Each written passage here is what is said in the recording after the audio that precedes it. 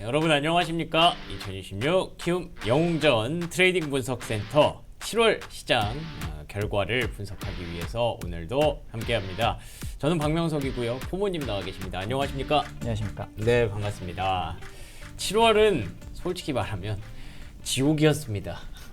역대급 하락장이었죠. 진짜? 가끔씩 하락장을 겪긴 하는데 이번에는 정말 손에 꼽을 정도의 어려운 장이었다. 7월 한 달 동안 거의 계좌를 못 봤던 것 같고, 그리고 상승도 사실 되게 역대급이었는데 네. 확실히 하락도 과거에 없었던 처음 보는 사례들을 너무 많이 봐가지고 그러니까요. 이게 맞나? 뭐 어떻게 복구해야 될지도 지금도 잘 모르겠어요. 이게 복구가 되는 건지도 모르겠고. 복구보다는 네. 오히려 이제 그냥 적당히 정상화, 좀 페이스를 되찾자. 네, 새로 시작한다는 마음으로 다시 가야죠. 그게 오히려 맞는 것 같죠. 뭐 사실 이전에 뭐 최고점일 때 모두가 그리워하겠지만 그렇죠.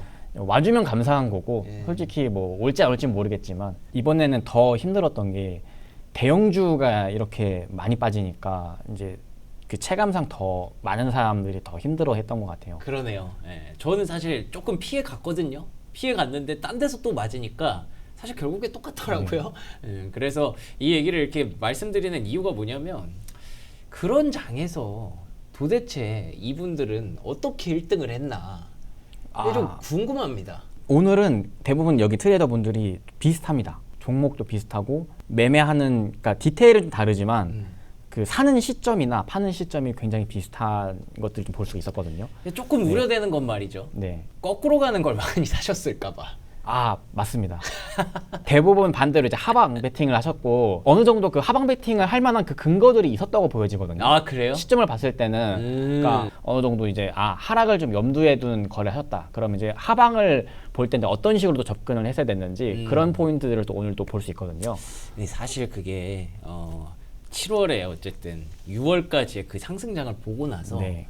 이렇게 공격적으로 하방 베팅을 할 수 있었다는 것 또한 그건 재능 능력이에요. 진짜 많은 것들이 스쳐 지나가거든요. 하이닉스가 1등 했던 날. 네, 그날도 그쵸. 얼핏 스쳐 정확하게 시총을 역전했던 네. 그날을 기점으로 이제 더 가지 못했잖아요. 그리고 네. 마이크론이 실적, 호실적 80몇 %의 네. 마진을 발표한 날. 그러니까 재미있는 게 호재인데 반대로 또 이 호재를 안 좋은 쪽으로 해석을 해버렸잖아요. 맞아요, 그러니까 반도체 맞아요. 가격이 너무 비싼 게 또 문제다. 네. 또 그 거기에다가 또 뭐 중국의 창신 메모리 얘기도 나오고 네. 애플 메모리 얘기도 나오고 네. 그러면서 그러니까 확실히 상승장 와중에 오는 호재들이 좋지만 그동안 너무 호재에 우리가 익숙해졌던 게 아닌가. 맞아요. 그런 상황에서 저희는 다 취해 있었는데 아마 대부분의 투자자분들이 취해 있으셨을 텐데 여기서 이렇게 딱 깨어서 이거는 뭔가 잘못됐다라고 생각해서 어떻게 그때 당시에 딱 적합한 베팅을 하셨던 분들이 아마 오늘 올라와 있을 테니까요. 1억 리그의 제이더분부터 한번 보도록 하겠습니다. 이분 역시 종목 개수가 아주 단출하네요. 그렇죠. 심플하게 지금 삼성전자 하이닉스만 매매를 하셨고 사실 유의미하게 하신 거는 네, 하이닉스 단일 종목 레버리지 ETF가 되게 뜨거웠잖아요. 그랬죠. 그래서 레버리지 ETF와 동시에 하이닉스 매도, 그러니까 하방 베팅과 상방 베팅 두 개를 활용해서 이번에 하락장에서 수익을 좀 극대화하셨는데 특히 이제 눈에 띄는 거는 하이닉스 인버스 2배. 그러니까 이제 하방 베팅에 좀 적극적으로 하시면서 여기서 수익이 좀 크게 난 걸로 보여져요. 네. 그래서 이분은 어떤 시점 어떻게 또 하락에 또 베팅을 하셨는지 그 부분을 좀 중점적으로 한번 보겠습니다. 알겠습니다. 일단 이제 하이닉스 단일 종목 인버스, 그러니까 하이닉스 하락에 베팅하는 상품이었죠. 네. 그래서 주가가 빠지면 수익이 나는 구조인데, 네, 일봉상 보면 이 구간이거든요. 이 구간 7월 초에 이 구간 확 주가 한번 급락하잖아요. 네. 그러니까 이제 인버스니까 상승한 걸 보이지만 이제 여기는 이제 주가 급락했던 구간인데, 예. 이제 하이닉스 ADR 상장하고 그리고 이제 이때부터 이제 뭐 레버리지 ETF 거래 대금도 확 늘어나기 시작을 하고 증시 변동성이 커졌던 구간인데, 이 구간에서 이분이 딱 분봉상 이렇게 수익을 좀 잘 낸 걸로 볼 수가 있었습니다. 이것도 그 조금 산 게 아니라 이제 비중 베팅을 했다는 점이 좀 나름 좀 의미가 있어서 제가 가져와 봤거든요. 그러네요. 네, 모두가 딱 이쯤이거든요. 이쯤. 네. 그러니까 주가가 조금씩 올라오기 시작을 했었고 이제 이 구간에 비중 베팅을 해서 이틀 정도 수익을 끌고 왔다. 모두가 ADR 상장을 기대하고 환호할 때. 네, 그리고 이제 전망도 계속 좋은 내용들이 많이 있었잖아요. 그렇죠. 계속 많이 있었는데 이제 그쯤부터 소위 말하면 이제 좀 열기가 과도했던 시점. 근데 그쯤부터는 좀 하방을 좀 보고 계셨다가 추세가 나올 때 쭉 끌고 가서 수익을 좀 극대화한 걸 좀 볼 수가 있었습니다. 그리고 레버리지 그러니까 다시 상승 베팅이죠. 위로 가는 것도 네. 같이 샀어요. 동시에 이제 상승 베팅을 하셨는데 네. 상승 베팅은 또 언제 또 크게 하셨냐? 네. 보시면 거의 최저점 보이시죠? 아. 이날 기억하시죠? 그 공포가 최고초일 때. 이때 진짜 그 요 내려오는 구간에 중간중간 서킷 브레이커가 걸렸었거든요. 그럼요. 근데 서킷 브레이커 걸리고 나서 한 번씩 반등을 줬었어요. 안 좋죠. 저 근데 때는. 요때는 서킷 브레이커 거의 아마 제 기억에 2연속 걸렸었나? 맞아요. 이틀 연속 네, 그러니까 걸렸습니다. 반등을 안 주고 두 번째까지 하락하니까 정말 그 한 번도 보지 못한 엄청난 공포가 극한이었던 시기였는데 창신 메모리 상장 이슈도 있었고 네, 막 되게 노이즈가 많았는데 요때 오히려 또 저점을 잘 공략하셨습니다. 보시면 이때가 이제 낙폭과대 공포가 극한으로 가던 구간이었는데 이때 분할 매수를 하세요. 네. 그리고 한 번 더 밀리는데 이때 이제 가만히 좀 지켜보십니다. 그리고 왔다 갔다 해서 바닥을 더 깨지 않는 모습을 보고 나서 이제 이날 다음 날까지 버텼는데 이틀 후에 이날 거의 뭐 상한가 가까이 갔었잖아요. 네. 이날 대형주가 엄청나게 반등이 크게 나오는데 이날 고점에서 매도를 한 걸 볼 수가 있었습니다. 그래서 오히려 공포가 과도할 때 오히려 이때 이제 겁내지 않고 또 반대로 매수로 스위칭해서 매수를 받는 모습. 그러니까 정말 그 탐욕이 극단적일 때 반대로 매도를 보고 반대로 공포가 극단적일 때 매수를 보는 전략을 딱 정석적으로 보여주셨다. 이게 이제 뭐 저희가 복귀하니까 네. 이게 가능한 거지. 저 때 저렇게 비중 베팅하는 사람이 누가 있었겠습니까, 그렇죠? 그렇죠. 그리고 이때는 손실 난 분들이 굉장히 많았어요. 그러니까 이 정도까지는 안 빠지겠지 했는데 그쵸. 한 번 더 빠지면서 거기서 굉장히 크게 손절한 분들이 굉장히 많았거든요. 그래서 그런 비정상적인 구간들을 또 잘 기다렸다가 또 그런 구간을 또 수익의 기회로 만드신 분들도 이렇게 있었습니다. 이게 뭐 주식을 갖고 있었으면 아예 정상적인 판단이 안 되는 구간이었고 네. 안 갖고 있다고 하더라도 맨날 저런 앓는 소리만 나오니까 스트레스 받아서 그냥 던져버렸을 가능성이 높거든요. 그쵸. 아예 안 보는 게. 네. 근데 다행인 거는 그냥 원래 원금 내에서만 하면 안 보는 수가 있으니까 가능한데 네. 만약에 이제 레버리지 쓰신 분들이 사실 피해가 굉장히 컸죠. 그렇죠. 근데 만약에 뭐 신용 같은 게 있었다, 미수 같은 게 있었다면 하락이 과도해지면 이제 뭐 반대 매매라던가. 그렇죠. 네. 그것까지 있었겠죠. 네, 그래서 아마 요때 아마 기사도 많이 나왔을 거예요. 막 맞아요. 글로벌로 이제 청산, 반대 매매, 미수 청산이 되게 많았다. 뭐 그런 이슈도 많았었고요. 그래서 이럴 때는 참 이 평정심 찾는 게 상당히 중요하다는 생각이 들고 평정심을 찾으려면 내가 어쨌든 리스크 관리를 하는 방법도 계속 좀 연습을 하고 준비를 해둬야겠다는 네. 생각이 드네요. 근데 증시를 겪다 보면 이런 하락을 한 번쯤 만나는데 이제 이런 기억을 잘 기억을 해놨다가 그러니까요. 다음번에 이런 기회가 오면 또 나는 여기서 어떻게 나의 스타일대로 활용을 해볼까 그런 점들을 복기를 잘 해나가면 좋은 것 같아요. 맞아요. 이게 매번 만날 때마다 사실 새롭긴 하거든요. 그렇죠. 형태가 조금씩 바뀌긴 하는데 네, 그래서 참 대응하기 어렵긴 한데 그래도 조금씩은 나아진다라는 네. 생각도 저도 개인적으로 들어요. 왜냐하면 저도 이제 예전에도 이런 비슷한 하락들을 뭐 예전에 코로나 급락장 때라던가 네. 그 청산당할 때 그 공포 분위기를 대략 알고 있으니까 그쵸. 이거가 너무 고통스럽지만 또 금방 지나간다. 맞아요. 네, 이게 주기적으로 오는데 이게 처음 겪는 분들은 정말 고통스러울 수 있는데 그렇죠. 이번 경험이 또 그 다음 사이클 때는 또 이게 또 좋은 또 경험이 되지 않을까 싶네요. 참 공부 좀 그만하고 싶은데 계속 이렇게 공부를 하게 만들고 시장에 겸손하게 만드는 7월이었습니다.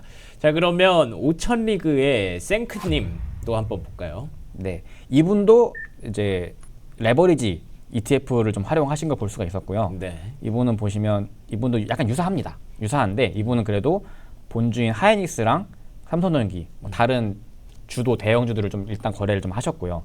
그리고 이제 특이사항 보이는 거는 여기도 이분도 이제 레버리지도 있고 그 삼성전자 단일 종목 레버리지 이 종목으로도 거래하셨고요. 그래서 요 일부 종목들을 좀 체크를 해보면 일단 하이닉스 아까 1억 리그 분이랑 비슷한 구간이죠. 공포가 극단적이었던 그 최저점.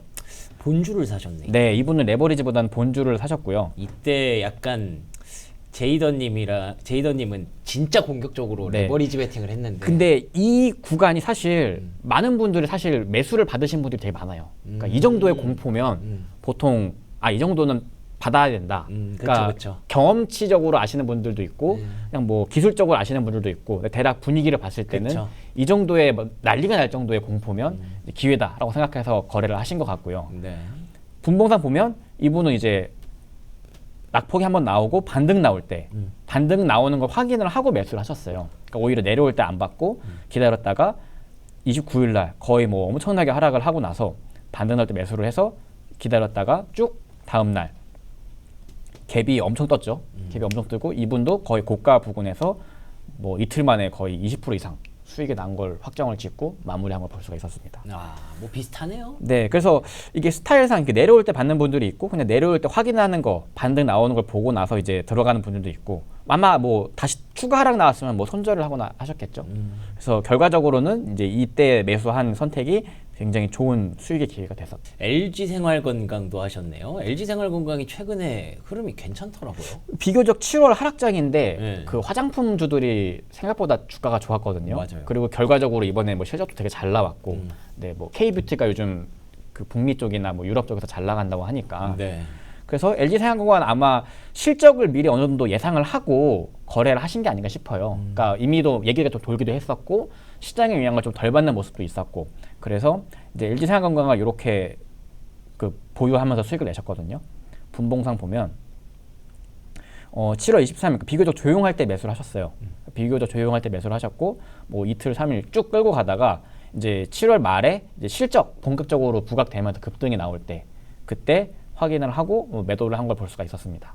그래서 아마 이런 형태는 보통 추세가 안 깨져 있고 그리고 시장 대비 그렇게 하락에 취약하지 않고 그런데 그 상황에서 이제 화장품 섹터가 실적이 좋을 거라고 아마 생각을 했으면 뭐 이런 식으로도 거래가 가능했겠구나 좀 예상을 해볼 수 있을 것 같습니다. 아니 근데 이거는 좀 신기하긴 하다.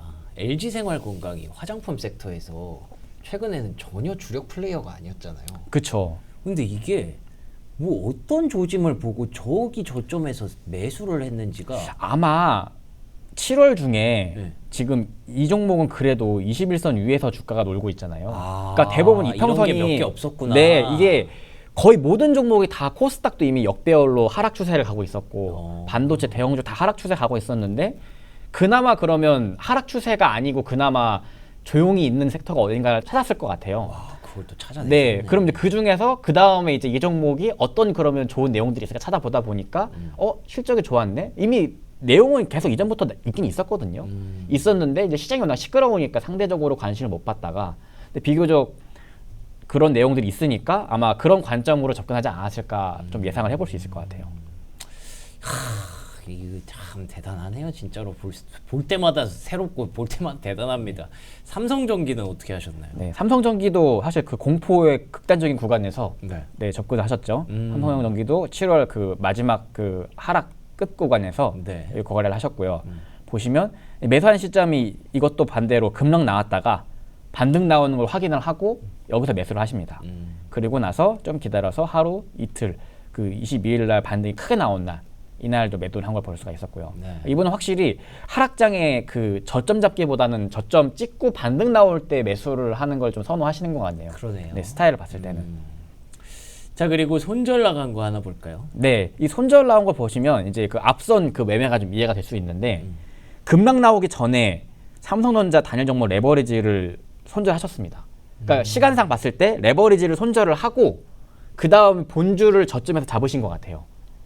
네, 시점을 봤어요. 그래서 이제 레버리지 종목은 여기서 손절을 나간 걸 볼 수가 있는데 7월 초 구간에 매수를 했다가 이제 이 저점을 깨는 걸 보고 손절을 하셨거든요. 그러니까 레버리지는 7월 중간에 이제 약간 손절이 있었고 그리고 나서 기다렸다가 위에서 본주로 최저점에서 비중 베팅을 해서 수익을 낸 걸 볼 수가 있는 거죠.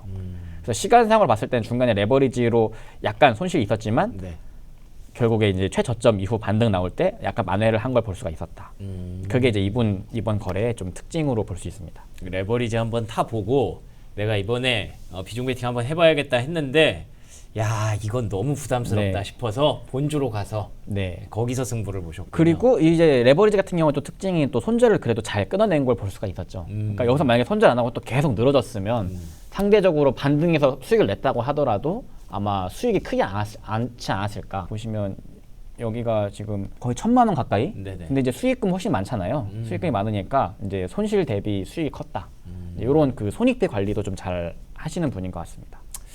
그 레버리지 얘기 나온 김에 레버리지를 어떻게 활용해야 되는 거예요? 보통은 네. 단기적으로 트레이딩 할 때 활용하기가 되게 좋은 상품인 건 맞고 근데 보통 이제 이 상품 과정에서 나오지만 하루 수익률만 2배로 추정하다 보니까 네네네. 이게 만약에 횡보를 하거나 이러면 본주는 주가가 제자리로 돌아왔을 때 레버리지는 원래 제자리로 안 돌아올 수가 있다. 그렇다고 네, 하더라고요. 그런 이제 취약점, 장단점이 있으니까 이제 네. 그런 것들을 좀 잘 알고 활용을 해야죠. 근데 기본적으로 레버리지보다는 본주로 하는 게 훨씬 좋죠. 사실 초보 투자자들을 위한 상품이라기보다는 어느 정도 경험이 많은 분들을 위해서 이 포트폴리오 관리상 이제 활용하기 위해 만든 상품인데 이제 이거를 너무 요즘에는 너무 홀짝놀이처럼 막 하다 보니까 이제 많이 문제가 됐던 것 같고요. 그니까요. 뭐 이거 누구 탓을 하겠습니까? 예, 그냥 우리가 모두가 좀 취해 있었다라고 얘기를 할 수밖에 없을 것 같네요. 자, 그러면 이제 삼천 리그의 삐삐네님 요 분도 한번 볼까요? 네, 이분도 뭐 거래가 뭐 많은 타입은 아니시고요. 이분도 보면 이제 하락 배팅에 되게 수익을 크게 내신 걸로 보여지죠. 그 여기 보면 뭐 단일 종목 레버리지 상승 배팅도 이렇게 보이는 걸 보이는데 이거는 이제 그 매수 매도가 이전에 있는 물량이랑 약간 매치가 안 되는 부분이 있어가지고 아마 약간 왜곡된 수익률로 볼 수가 있고요. 그렇군요. 네, 그래서 요것보다는 실질적으로 수익을 낸 거는 이제 하락 배팅, 지수를 하락 배팅 하셨고요. 하이에서 하락 배팅한 걸로 좀 수익을 좀 크게 내셨습니다. 똑같은 거 아니에요? 두 개가? 네, 거의 뭐 같은 의미죠. 아. 그래서 지수 보시면 이제 이분도 7월 8일부터 이제 하락 배팅을 쭉 하셨고요. 이분은 여기부터 여기까지 쭉 그냥 쭉 보였습니다. 와. 길게. 그러니까 하락 배팅을 되게 길게 부여한 거죠. 와. 그러니까 여기부터 시장이 꺾일 거라고 어느 정도 생각을 하시고 그러게요. 네, 길게 승부를 보신 것 같고요. 그래서 이때 이제 뭐 미국 이란 노이즈도 있었고 반도체 과열도 있었고 이제 그런 측면에서 이제 접근을 하신 것 같습니다. 슬슬 빠질 때가 됐다라고 네, 생각하셨고. 보시면 7월 초부터 이렇게 분할 매수를 하시는데 보시면 이제 한 번 매수하고 또 약간 눌릴 때 그러니까 살짝 주가 증시가 올라올 때죠. 조금씩 매수를 이렇게 세 번에 나눠서 매수를 하십니다. 그리고 나서 가만히 계셔요. 근데 보시면 이제 증시가 계속 밀리니까 네. 중간에 이제 과도하게 밀렸을 때 한 번 중간에 분할 수익 실현을 해주시고 그리고 계속 기다립니다. 계속 기다려서 29일 거의 공포가 극단적이었던 그날 있죠. 그날 매도를 한 걸 볼 수가 있었어요. 그래서 7월 한 달간 7월 초에 분할로 시장 하락에 접근을 해서 이 시장 하락이 지속되니까 반대로 이제 하락 추세를 극대화한 거죠. 그래서 이분은 하락 타이밍을 정말 잘 보신 것 같다. 그래서 사실 인버스가 되게 어려운데 이 그러니까요. 지수 인버스로 이렇게 또 길게 수익을 내서 삼천 리그에서 또 좋은 성과를 내신 걸 볼 수가 있었습니다. 아니 막 하락하고 있을 때 이렇게 플레이를 하셨으면 모르겠는데 막 하락할 때도 아닌데 네. 저렇게 분할로 이렇게 다 막았다는 게 이때부터 이제 살짝 이제 약간 입지를 하신 것 같아요. 약간 좀 시장이 하락하지 않을까? 한번 들어가 보고, 추세가 나오네? 좀 더 들어가 보고, 이제 슬슬 추세가 꺾인다. 한번 더 들어가 보고. 그리고 나서 이제 쭉, 계속 추세가 이어지니까, 이거는 좀 더 빠지겠다. 그렇게 관점을 보셨던 것 같습니다. 2배짜리 인버스에다가 저렇게 추세를 태운다는 거는 진짜 상상하기 어려울 것 같은데. 그렇죠. 사실 이런 추세가 사실 잘 안 나오기도 하죠. 그러니까요. 네. 이게 뭐 언제나 심지어 그때 얼마나 다들 자신감에 차 있었는데. 맞아요. 정말 이런 하락이 조금 하락하다가 뭐 반등하겠지. 그러니까. 네, 다 저도 그렇게 생각을 했는데 생각보다 이거 너무 이것 봐라 이러다가. 이건 좀 선을 넘는데 약간 이런 생각이 들 정도로 많이 하락을 해서 근데 이분은 뭐 결과론적인 얘기일 수도 있지만 예상을 하고 있었던 거잖아요. 그렇죠. 왜냐하면 이런 그림을 안 그려놓으면 이렇게 오래 버틸 수가 없거든요. 그렇죠. 네. 이렇게 애초에 곧버스라는 상품을 분할 매수를 선택한다는 것 자체가 이거 하락 나오면 세게 나온다라는 네. 걸 가정하고 베팅한 거잖아요. 그렇죠. 만약에 저였으면 이렇게 그냥 반등 나온 이런 구간에 아마 다 팔았을 것 같아요. 그렇죠. 네. 이렇게까지 오래 들고 갈 수 있지 못했을 것 같은데 이분은 확실하게 좀 그 멘탈이 좀 대단하신 것 같습니다. 하이닉스 인버스 2배. 요건 또 어떻게 하셨습니까? 네, 하이닉스 인버스도 이제 이때 그 CXMT 얘기 본격적으로 나오면서 하락이 좀 더 매서워졌거든요. 그래서 이 7월 이 구간에 이제 인버스 극단적으로 올라오는 구간, 또 요 구간에서 수익이 크게 났습니다. 보시면 매수를 하고요. 7월 24일이죠. 그러니까 살짝 올라올 때, 그러니까 이제 하락하기 시작할 때 네. 조금씩 내려온 조짐 보일 때 매수를 하시고 확실히 수익을 좀 끌고 가는 걸 잘 하십니다. 쭉 끌고 가서 여기서 약간 매수 매도가 있는데 사실 여기서는 비중 변화가 거의 없었고요.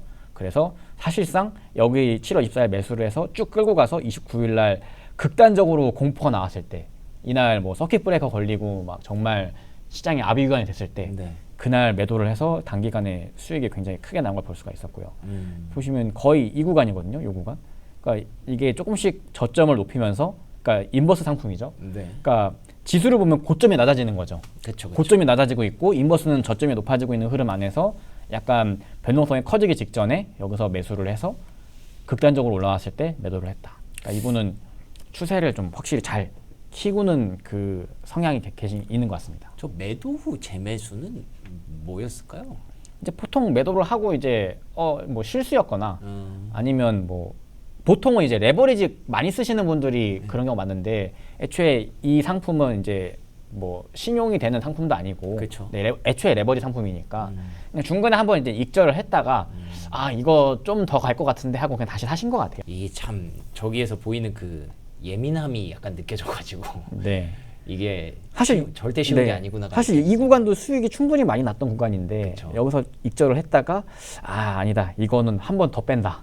네, 그런 생각으로 한 번 더 버텨보신 것 같습니다. 좋습니다. 자, 천대회의 로더텐님.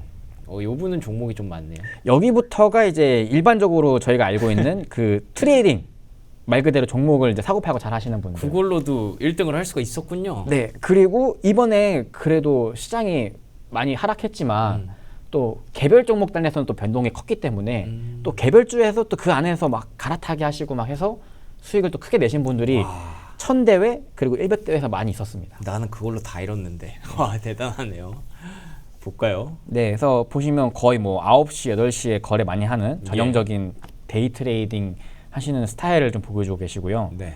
종목들도 보면 뭐 많습니다. 뭐 확실히 최근에 그래도 좀 거래 대금이 있었고 좀 시장에서 주목을 받았던 종목들을 많이 거래를 하셨는데, 이분도 이제 하이닉스를 거래하셨는데, 아, 저기에. 네, 이 부분은 그 공포가 극대화된 이 구간은 트레이딩 하시는 분들은 다 접근하셨던 것 같아요. 그러네요. 네, 이 정도의 공포에서는 낙폭과되는 반등이 나온다.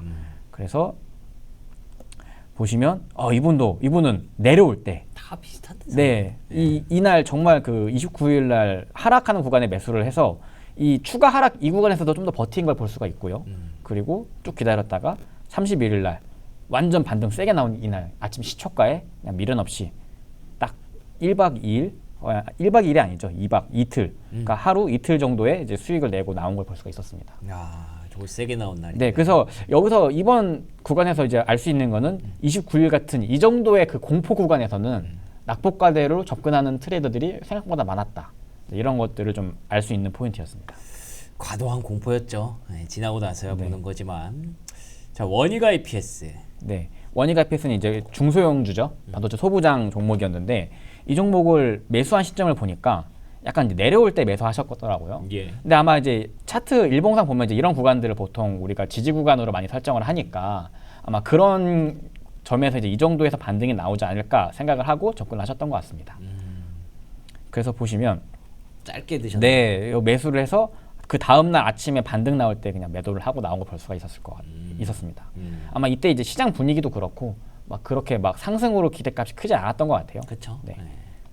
자, 밑에 D&D 파마텍도 한번 볼까요? 네, D&D 파마텍도 조금 이제 유사한데 이제 바이오 코스닥 바이오 종목인데 보시면 일반적으로 막 돌파, 막 강할 때 매수하는 게 아니라 네. 비교적 좀 저점 매수, 내려와 있을 때 아니면 변동성이 크지 않을 때 매수하는 걸 좀 선호하셨던 것 같고요. 이벤트 있는 날이 아니었나 보네. 네, 그리고 아마 이제 이런 구간도 이런 위치들을 좀 그 지지저항 구간으로 많이 잡잖아요. 차트를 좀 보셨구나. 네, 그래서 아마 이제 이 정도면 이제 더 안 밀리고 반등이 좀 나오지 않을까, 이제 이런 접근을 하기 좋았던 위치였던 걸로 보여지고, 예.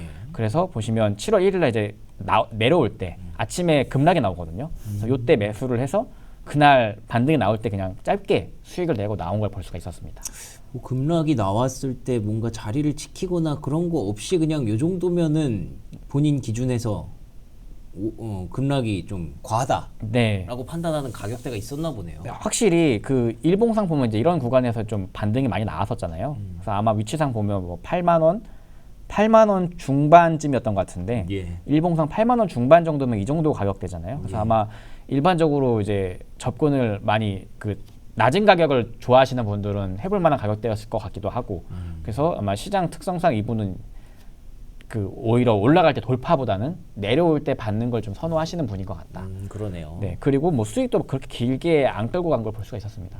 여기서는 또 짧게. 이런 식으로 플레이하면은 확실히 손절도 조금 나올 법하네요. 네, 그래서 손절 거래도 일부 있어서 예. 제가 가져왔는데 네. 보시면 이제 두 종목 제가 찾아봤거든요. 타마 콘덴서랑 코스모 로보틱스에서 손절이 나왔어요. 야, 사막 콘덴서도 진짜 잘 가다가 네. 저렇게 뚝 떨어지는데 저거. 근데 이분이 이제 매매했던 시점이 다 비슷했습니다. 예. 보시면 코스피, 제가 코스피 차트를 가져왔는데 코스피가 급락한 아, 날이었거든요. 이거 코스피구나. 네. 아. 코스피 급락한 날 종목을 매매를 하셨어요. 네네. 그래서 이 코스피 이날 급락해서 공포였던 날에 오히려 사마콘데서도 급락을 했거든요. 네. 이날 이제 이분은 확실히 이전 스타일로 봐서 알겠지만 이제 낮은 구간을 좋아하신다. 그래서 사마콘덴서를 이렇게 내려올 때 매수를 하십니다. 네. 시초가에 그 내려오자마자. 근데 사자마자 바로 밀리니까 그냥 손절을 해버리세요. 이날 시장도 안 좋아하고 분위기가 안 좋았으니까. 그리고 코스모 로보틱스도 보시면 거의 뭐 아무 관심도 없고 이제 거의 조용한 구간이었는데 네. 음봉이죠. 이날도 시초가에 바로 매수를 했는데 사자마자 바로 음봉이 나오니까 바로 손절을 해버립니다. 특이한 분이네. 네, 그러니까 7월 초였는데 이날 보시면 지수가 이렇게 급락을 하니까 네. 이날 지수 급락할 때 시초가에 보통 지수가 개파락하면 반등을 바로 주겠지 이 생각을 하고 이제 평소에 아마 보던 종목이었을 것 같아요. 그래서 바로 9시 땡 하고 바로 매수를 했는데 추가로 더 밀리니까 리스크 관리를 하셨다. 이렇게 손절 볼 수 있었습니다. 이때만 해도 그냥 범인들과 비슷하게 생각을 하고 있었군요. 네. 7월 초만 해도. 그렇죠. 근데 이 정도 하락하는 더 밀린다고? 네. 이거는 뭔가 잘못됐다. 네, 그래서 빠르게 손절로 끊어낸 거를 여기서 이제 볼 수 있었습니다. 그리고 나서 끝까지 좀 열심히 트레이딩 조금씩 하시다가 마지막에 거의 말일 즈음에 공포의 극대화 네. 구간에서 하이닉스로 승부. 네. 아, 이렇게 하면 됐구나. 그러니까 확실히 이런 구간에서 이 지수가 내려오는 구간에서 손절을 잘 해놓고 현금 확보를 좀 해두신 분들이 그렇죠. 잘 기다렸다가 진짜 좋은 저점의 기회가 왔을 때 또 놓치지 않고 또 활용을 잘 하신 것 같습니다. 로더텐님의 생각이랑 저의 생각은 7월 초엔 똑같았네. 근데 저는 에이 이러다 말겠지. 그쵸. 이러다 말겠지. 계속 그러면서 물리고 있었고 이분은 7월 초에 요걸 보고 이것 봐라. 이걸 되게 네. 빨리 캐치했네. 여기 지금 손절한 종목들이 네. 다 금액도 크지가 않아요. 금액도 크지 않고 아마 평소에 보던 관심 종목이었는데 지수가 빠질 때 이땐 기회자고 샀다가 이거 아니다 그렇죠. 하고 재빠르게 끊고 매매를 중단하셨던 게 정말 그 좋은 포인트였던 것 같습니다. 대단합니다. 이 동물적인 감각일지 아니면 경험칙에서 나오는 이 스킬일지 상당히 궁금하네요. 자, 그리고 마지막으로 백리그의 KKMMM님. 네, 이분은 종목수 엄청 많네요. 오랜만에 또 다시 보이는 전형적인 그 백리그 스캘핑 많이 하시는 분들. 어허. 그리고 이분도 확실히 8시부터 19시까지 하루 종일 모니터 앞에서 떠나지 않고 부지런히 매매를 하시는 분이고요. 아니 스캘퍼면은 그래도 7월에 조금 할만했을 것 같은데. 오히려 그 금액이 작은 분들은 소형주를 가지고 이제 그 호가뛰기라고 하죠. 그렇죠. 네, 그 호가에서 이제 수익 뜯어서 먹는 걸 또 하기가 또 수월하니까 약간 일종의 틈새 시장. 그리고 이분 매매 종목들을 보면요, 그 거래가 많았던 종목들도 있는데 확실히 거래가 없었던 되게 작은 종목들까지도 많이 거래를 하신 걸 볼 수가 있어요. 기준이 뭐지 그러면은? 그래서 그냥 순간적으로 변동성만 있으면 다 거래한다. 그러니까 백리그에서 종종 봤던 딱 그 유형인 걸 볼 수 있고요. 네. 정말 작은 금액까지 다 놓치지 않고, 그러니까 부지런히 뭐 10,000원, 20,000원, 50,000원, 10,000원 이렇게 쌓아가지고 정말 크게 키우는 스타일인 걸 볼 수 있습니다. 보시면 손절도 많고 수익도 많고, 그래서 이제 이분 스타일을 같이 한번 보면 좋을 것 같은데요. 네. 흥구석유부터 나오네. 네, 흥구석유 뭐 중간중간 또 유가 급등 이슈도 있었고, 그렇죠. 주기적으로 또 미국 이란 이슈가 또 유가를 자극했으니까 테마로 많이 엮였던 할만했죠. 네, 종목이죠. 보시면 이제 일봉상 이 구간 살짝 반등했었죠. 네. 이런 구간에서 이제 이 스캐핑 하시는 분들은 이제 안 놓치죠. 이게 1분봉인데 순간적으로 급등 나올 때 매수했다가 안 가면 자르거든요. 네. 이 스캐핑 하시는 분들. 그래서 첫 번째에서는 손절이 나갔고, 두 번째에서 급등이 나오고 여기서 확인을 했고 내려올 때 이제 분봉상 눌림목 매수를 해서 반등해서 수익을 내고 나온 걸 볼 수가 있었습니다. 물론 이제 이 정도면 이제 시간이 좀 길기 때문에 이 매매에서는 스캐핑이라 보기가 어렵죠. 네. 거의 뭐 데이 트레이더 아니면 당일 뭐 이슈 트레이더 이슈를 활용해서 순간적인 변동성을 활용하는 트레이더다. 이렇게 좀 볼 수가 있었습니다. 좋습니다. SPG 이것도 한번 볼까요? 네, 뭐 이 종목도 보시면 이제 로봇 테마로 급등을 했었죠. 이때 이제 중국이 미국이 중국 로봇 견제한다. 네. 뭐 이런 것들로 좀 움직인 종목이었는데 이런 변동성이 생기면 이제 이런 분들이 딱 이런 게 딱 그 전형적으로 이렇게 짧게 먹고 나오는 거.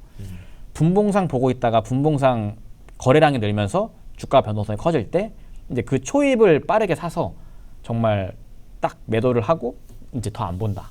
그래서 이런 분들은 정말 하루 종일 그냥 변동성이 나오는 구간만 찾아서 그 안에서 내가 수익을 낼 수 있는 구간이 어딘가 그 구간 찾아서 수익을 계속 반복적으로 내는 걸 볼 수가 있고요. 네. 그리드 위즈. 네, 아래 이제 그리드 위즈라는 종목도 거래를 하셨는데 짜릿하다 이거. 네, 이 종목 보면 이제 아래 분봉상 보면 이게 거래가 거의 없는 종목이에요. 그러니까요. 아무도 안 보고 있었을 텐데 여기 거래량이 정말 조금 미세하게 늘어날 때 이때부터 이제 그 미세한 거래량도 놓치지 않고 피지컬 이슈. 네, 보고 계시다가 거래 들어올 때 매수를 하셨고 이제 바로 이제 VI가 걸리는 것 같죠. 보통 VI가 걸리면 이제 그때 시장에서 많이 보니까 그 이후로 거래가 터지면서 급등 나올 때 매도를 한 걸 볼 수가 있습니다. 네. 이 정말 짧은 거래 하실 때 이런 구간들 나올 때가 제일 좋겠죠. 수익이 또 그렇죠. 커지니까. 네. 자, 손절. 이건 왜 이렇게 길어요? 이게 이분 특징이 그 수익을 좀 크게 내는데 네. 손절할 때 손절 타이밍을 놓치면 또 손절을 또 많이 또 늘어지는 경향이 있더라고요. 신기하네. 그래서 이제 손절 한 케이스 3가지를 가져와 봤는데 네. 손절 같은 경우는 이렇게 올라갈 때 사는 거는 전형적으로 원래 스타일대로 네. 올라갈 때 잘 사셨거든요. 근데 그 이후로 이제 생각보다 길어진 거죠. 급하게 뭔 일이 있었나? 네, 생각보다 길어지면서 수익을 이제 못 내고 이제 손절이 커졌다가 그 다음날 시초가에 매도를 했다. 그래서 이거는 이제 매수하다가 약간 템포가 끊긴 경우 이제 그렇게 볼 수가 있었던 것 같고요. 네. 밑에 이제 비츠로 넥스트도 보시면 이 종목은 손절을 빠르게 끊어낸 걸 볼 수가 있죠. 보통 이게 제일 일반적이죠. 그렇죠. 네, 사자마자 이건 이해가 됩니다. 네, 하고 안 가네 하면 이제 보통 이런 돈이 들어왔던 봉이라고 하죠. 이런 기준이 될 만한 구간들을 이제 이탈할 것 같으면 이런 데서 손절을 많이 하시거든요. 그리고 아래 같은 경우도 좀 늘어진 케이스죠. 그러니까 두 가지였어요. 빠르게 끊어내는 케이스도 있었고, 그리고 어떤 케이스는 이렇게 올라오고 매수를 했는데 생각보다 늘어져서 오히려 기다렸다가 손절된 케이스. 그래서 아마 비중을 그 전부 다 안 들어가고 일부만 들어가서 놔둔 상태로 아마 다른 종목을 아마 매매하고 계셨을 것 같아요. 그러니까 이게 이런 거래하시는 분들도 유형이 여러 가지인데 한 번에 그냥 다 들어가고 네. 빨리 끊고 나오는 유형이 있고 그냥 매매하다가 잠깐 놔두고 다른 거 짧게 또 일부 금액으로 매매하고 뭐 이렇게 하시는 분들도 있고요. 그래서 이 손절 같은 경우는 빠르게 끊어내기도 하지만 이번 같은 경우는 조금 늘어지는 경향도 좀 있었다. 그리고 매수도 약간 좀 그랬어요. 매수도 수익을 빨리 실현하는 경향도 있는데 비록 약간 비교적 백리그 치고는 수익을 또 길게 끌고 가는 경향도 좀 있었고요. 그래서 좀 그런 손익비 관리를 좀 잘했다. 그렇군요. 뭐 이런 분들은 뭐 그냥 참고 삼아 한 번씩 이렇게 보는 거죠. 이런 플레이가 있구나. 그렇죠. 이거는 어떻게 보면 그냥 그 순간순간 그 호가의 흐름, 그렇죠. 약간 동물적인 영역에 가까운 매매에 가깝죠. 그니까요. 저 그리드 위즈는 저건 진짜 이해도 안 돼요. 어떤 플레이를 하고 있을지 감도 안 옵니다, 진짜로. 네, 정말 이런 종목들이 많았어요. 정말 호가가 없다가 거래가 늘면서 어차피 금액이 크면 이런 매매를 할 수 없긴 한데 이제 금액이 너무 크지 않다면 대부분 호가에서 물량을 받아주니까 작은 종목에서 변동성이 나오면 이제 다 가서 이제 참여를 하시는 분들이 이제 있죠. 가끔 한번 해보고 싶은데 참 엄두도 잘 안 나더라고요. 대단한 플레이 KKMMMM님 멋지게 잘 봤습니다. 자, 이렇게 7월 영웅전 저희가 좀 복귀를 해봤는데 참 대단하신 분들이 많네요, 진짜로. 올해는 뭐 이쪽으로도 역대급이고 저쪽으로도 역대급인데 거기서 어떻게든 이 감각적으로 착착착 그 달에 맞게 테마에 맞게 또 살아남으시는 분들 보면은 참 대단한 것 같아요. 매번 이게 바뀌지만 또 적응하는 분들도 많고 그리고 이게 또 생태계처럼 또 어떤 때는 또 이런 분들이 또 득세하고 어떤 때는 또 이런 분들이 득세하고 매번 바뀌잖아요. 그러니까 그런 스타일 변화도 좀 느낄 수가 있는 것 같아요. 한동안 또 안 보였던 스타일이 또 보여지기도 하고. 그러니까요. 네. 또 시장이 또 바뀌겠죠. 맞아요. 네. 이미 8월에 좀 바뀌었잖아요. 네. 이번엔 또 약간 박스권 장세 느낌이 좀 있거든요. 그러니까요. 이게 또 어떻게 될지는 모르겠지만 일단 지금까지는 뭔가 코스피 이렇게 박스에 가둬놓고 코스닥에서 막 춤을 네. 추는 그런 그림이 나오고 있는데 어떻게 보면 우리가 많이 보던 국내 증시로 돌아온 것 같기도 하고. 맞아요. 저도 그 느낌이 많이 받아요. 사실 최근 1년이 너무 대형주 중심의 추세장이었다고 그랬죠. 하면 사실 그 전에는 사실 코스피는 원래 테마도 다양하고 뭐 수남매도 많이 나오고 뭐 오늘은 A 갔다가 내일은 B 갔다가 C 갔다가 또 A 갔다가 이렇게 막 그 순환하면서 그 기회가 많았거든요. 그래서 아마 그런 시장이 또 오지 않을까. 근데 그런 것들도 좀 준비를 하면 좋을 것 같고 여기 트레이딩에서도 아마 또 그런 매매 또 잘하시는 분들이 또 조만간 또 두각을 나타낼 수도 있으니까 그렇죠. 잘 좀 지켜봐 주시면 좋을 것 같아요. 알겠습니다. 8월부터는 아마 우리에게 좀 익숙한 분들이 좀 많이 나오지 않을까라는 생각을 하게 되는데 그런 분들이 지금 뭐 건승하고 계시기를 기대하겠습니다. 자, 그러면 저희는 다음 달에 또 트레이딩 분석센터로 인사드리겠습니다. 시청해주신 여러분 고맙습니다.